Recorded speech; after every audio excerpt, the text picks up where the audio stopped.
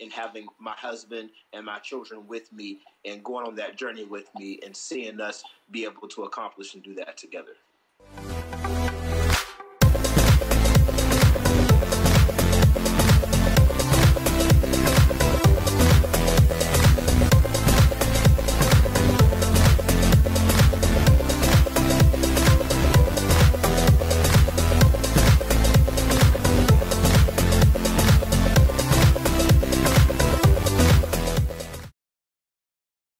What's up, everybody? This is Zach from Philly, here hanging out on Verse TV for the week.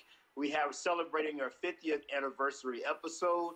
Make sure you guys hit that subscribe button. It's at the very bottom of your screen. Subscribe, subscribe, subscribe.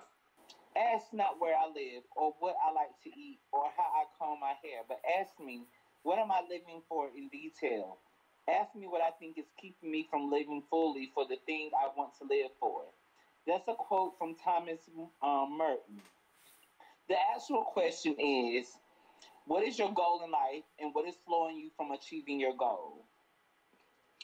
My goal in life is to really be a service to others. One person that I look up to is Ella Josephine Baker, who was a prominent civil rights activist from North Carolina. And a big part of Ella Baker's work was not being on the forefront of things, but being that organizer in the background that tried to bring people together for a common cause. And for her, that common cause was trying to get young people engaged in politics and in civics and government. For me, that cause is trying to make sure that our community schools are truly working for our community. Education is by far the key to fixing everything in an economy. If you have a well-educated society, you have less crime, you have healthier people, you have happier people, and you have people that are going to make decisions that's not just based off of their own self-interest, but based off the needs of others. And I think that, as an educator, I have the opportunity to create that. So I created that as a classroom teacher, making my kids successful. I'm now creating that as an assistant principal where I'm holding the adults in my building accountable for doing the right work for children. And then I hope to hold myself accountable and have the community hold me accountable as an elected official who will actually advocate for policy that's going to make schools better. And have I achieved that? I would have lived out what I want to do in life. That and having my husband and my children with me and going on that journey with me and seeing us be able to accomplish and do that together. Okay. So what is your deepest tea? Something that you've never shared on media before. Something that you're willing to share, of course. But, I'm willing to push you to the edge. Let's see. Well, my deepest tea is that I'm still on the journey of accepting and finding love for myself as a gay black man. And I think that's something I've made a lot of progress with over my 20s, but I grew up where in my community and in my family, being a gay person is not acceptable and is not the right thing. And I had to teach myself when I was in my 20s what it means to be gay and how you can be gay. And now that I'm 30, is at this place where you want to try to figure out how you can make that come to life.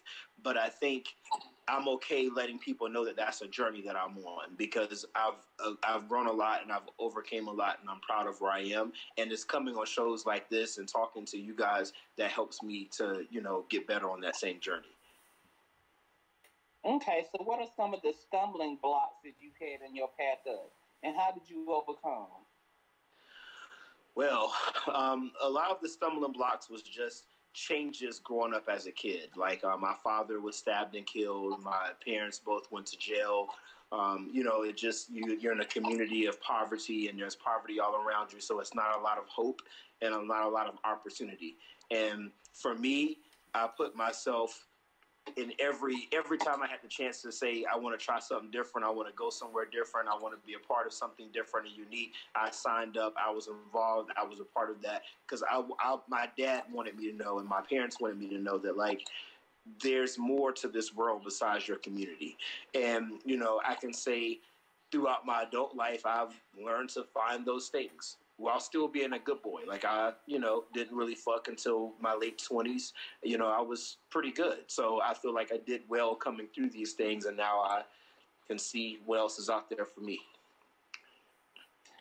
Okay, and what are some of the things that you would like to be left in your in the legacy time capsule, the legacy for your work? I would love to be known as a transformative leader in education. I want to be known as someone that came and actually transformed the way that we educated our students, and the data shows that it's effective. Our kids are learning and they're being better people. So you could put all my policy in a little time capsule, throw it in the tube, and years later, people will know what they got to do if they want to really reach and help our kids. Okay. Well, it was a great time getting to know you, Zach. And that was all the tea on Verse TV. And it's your girl, Yuri G. I want you all to like, comment, and subscribe. Y'all have any additional questions, please do reach out. And Zach, you want to tell everybody about how they can reach you? Yeah, so you guys can follow me on Instagram, zr.lewis, Twitter, zlou89. Either way, I'm in Philly. If you guys are ever here, feel free to hit me up, and I'll be willing to show you a good time in the city. Peace and blessings. Well, I'm definitely going to take you up on that. But I might have to second guess it how you came after Beyonce. But definitely enjoyed this interview and getting to know you, and hopefully we get to see you more.